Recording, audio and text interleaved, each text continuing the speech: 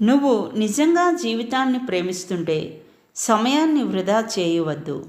ఎందుకంటే జీవితాన్ని నిర్దేశించేది సమయమే. జీవితం మీరు ఏదైతే వద్దనుకుంటారో దాన్నే మీకు ఇస్తుంది.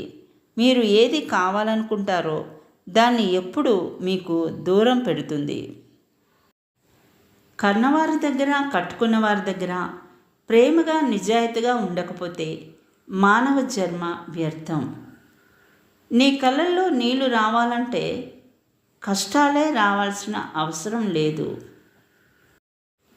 నీకు ఇష్టమైన వాళ్ళు గుర్తొస్తే చాలు, ఎప్పుడూ చిరునవ్వుతో ఉండేవాడు ఆనందంగా ఉంటాడు. ఆనందంగా ఉండేవాడు ఆరోగ్యంగా ఉంటాడు.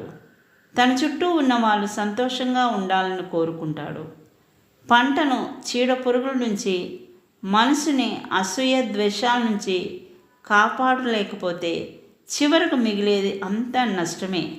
పంట అయినా జీవితం అయినా అంతా వ్యర్థమే. జీవితంలో మనం ఎంత సంపాదిస్తున్నాం అనేది ముఖ్యం కాదు, మనం ఎంత నీతిగా నిజాయితీగా ఎంత సంతోషంగా ఉన్నాం అనేదే ముఖ్యం. అసూయతో బ్రతికే వారికి సరైన నిద్ర ఉండదు. అహంకారంతో బ్రతికే వారికి సరైన మిత్రులు ఉండరు. అనుమానంతో బ్రతికే వారికి సరైన జీవితమే ఉండదు. ఎదుటివారిని ప్రేమించకపోయినా పర్వాలేదు, కనీసం గౌరవించని వారికి జీవితంలో అన్నీ ఉన్న సంతోషం, ఆనందం అనేది వారి నుండి దూరం అవుతుంది.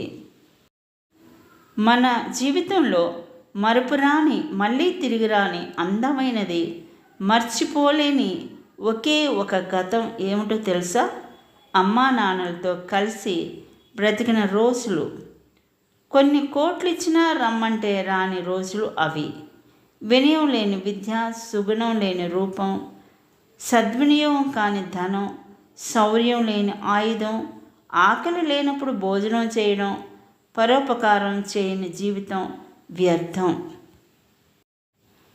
ఈ భూమికి అరువుగా వచ్చాము, కొన్నాళ్లకు ఈ భూమికి ఎరువుగా మారిపోతాం. అందుకే ఈ మధ్యలో పరువుగా బ్రతికేద్దాం. చెడు కాలం వచ్చిందని బాధపడకు. అదే రాకపోతే నీ జీవితంలో నీకు నీ వారెవరో పరాయి వారెవరో ఎప్పటికీ నీకు తెలియదు.